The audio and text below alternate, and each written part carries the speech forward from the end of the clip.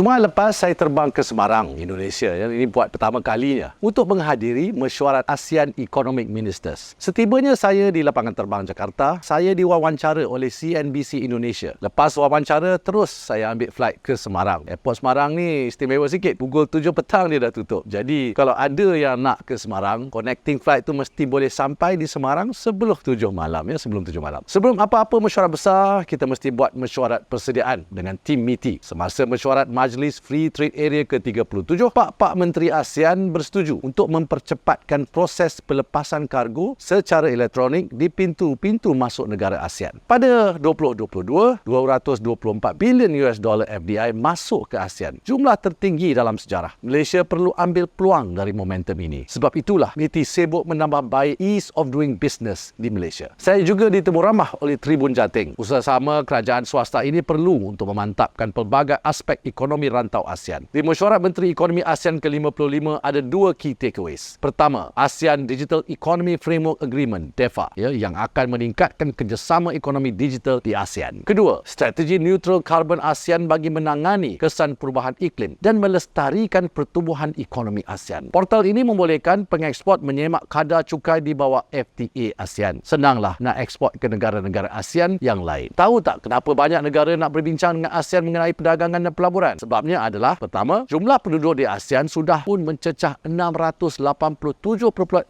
juta. Kedua, ekonomi digital ASEAN dijangka berkembang sehingga 1 trilion US dollar menjelang 2030. Ketiga, dari segi saiz KDNK secara terkumpul, komuniti ekonomi ASEAN atau ASEAN Economic Community adalah ekonomi yang kelima terbesar di dunia atau 3.66 trilion US dollar pada tahun 2022. Sebab itulah ramai nak bermesyuarat dengan ASEAN, termasuk Kesatuan Eropah, Kanada, UK, Hong Kong, Russia, Amerika Syarikat, New Zealand, Australia, India, Korea dan Jepun. Media Kompas yang terkemuka di Indonesia turut menemu ramah saya. Majlis ini diadakan di Wisata Sempukong yang diasaskan pada abad ke-15. Okay, that's the summary of my ASEAN meetings in Semarang. Until next time, take care semua.